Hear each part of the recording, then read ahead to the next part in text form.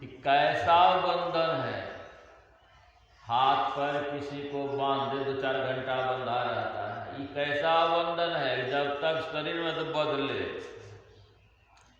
इसी से बंधन से मुक्त होने के लिए ध्यानाभ्यास की आवश्यकता है। और कोई उपाय नहीं है बंधन से मुक्त होने का। बाहर में यदि आप बहुत दुखी हो गए तो लोग क्या करते हैं, जहर पी लेते हैं कि बंधन से मुक्त हो जाए, और वो बंधन में चला जाता, जीव नरक चला है। वो बंधन से मुक्त नहीं होता। इस शरीर कुछ यो ही गमा देंगे, जहर खा करके, पानी में डूब करके, फांसी लगा करके। लोग गुस्से में सब कर लेते हैं। एक ब्राह्मण कुमार था, गरीबी से हो गए।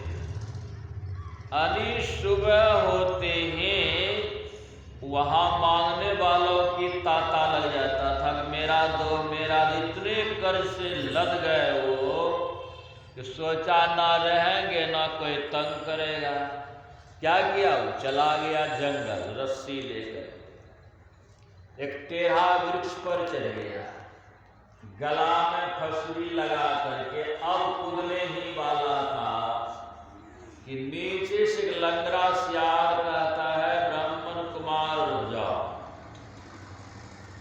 देखा है तू सियार, बोल रहा है मनुष्य की भाषा में, रुक गया। का अवश्य ही तुम गरीबी से उब करके आत्महत्या करने आए हो, जरा मेरे इस पंजे को देखो, चलने लायक है अथवा नहीं है।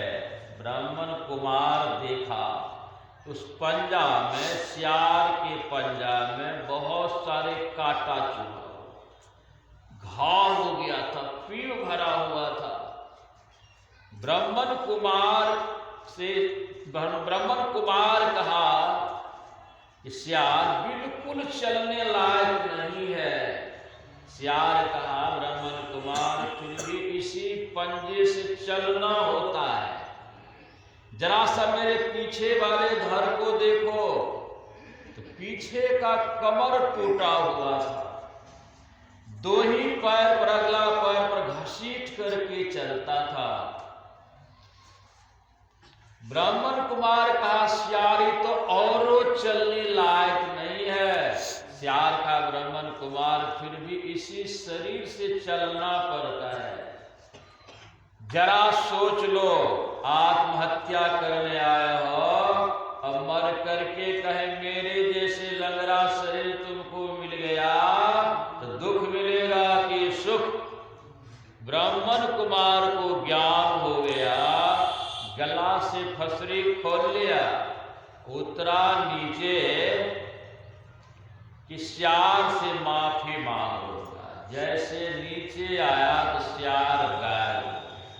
वो सियार नहीं था, वो था देवताओं के राजा इंद्र। लंगड़ा सियार का रूप धारण करके वो आया था ब्राह्मण कुमार को ज्ञान देने के लिए।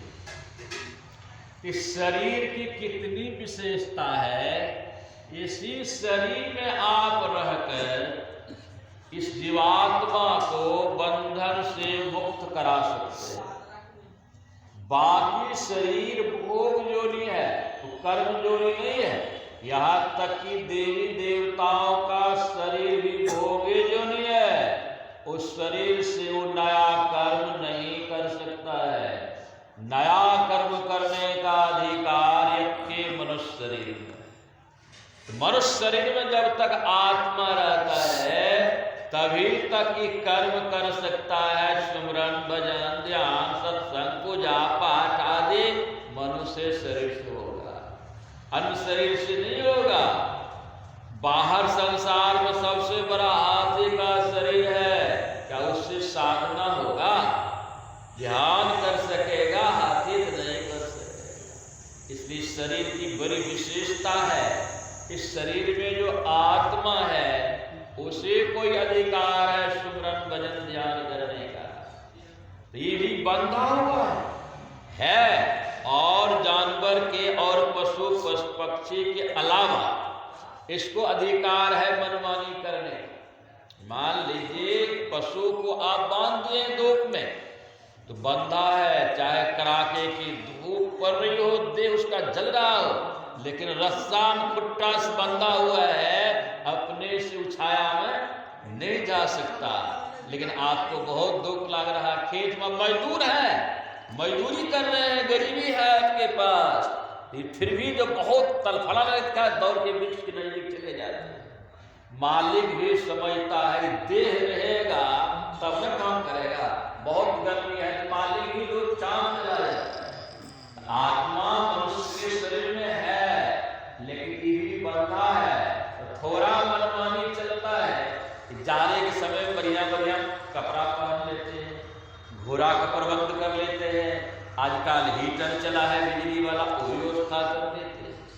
लेकिन पशु को ये व्यवस्था है, वहां मनमानी उसकी चल रही है, कड़ाके की ठंडी पड़ रही है, आप घर में नहीं कीजिए, क्या होगा, ठिठुरेगी बाहर में, घर में जाएगा, कहीं बंधा हुआ खुट्टे से घर नहीं जा सकता है, क्यों ने ठंडा में झुलस के मर जाए, लेकिन घर जाएगा कैसे, बंधा हुआ। उसी तरह आत्मा हम आपके शरीर से बद्ध है, और इसको छुड़ाने के उपाय है ध्यान सत्संग। जो गुरु से युक्ति जानकर ध्यानाभ्यास करता है, वही अपनी आत्मा को बंधन से मुक्त कर सकता है।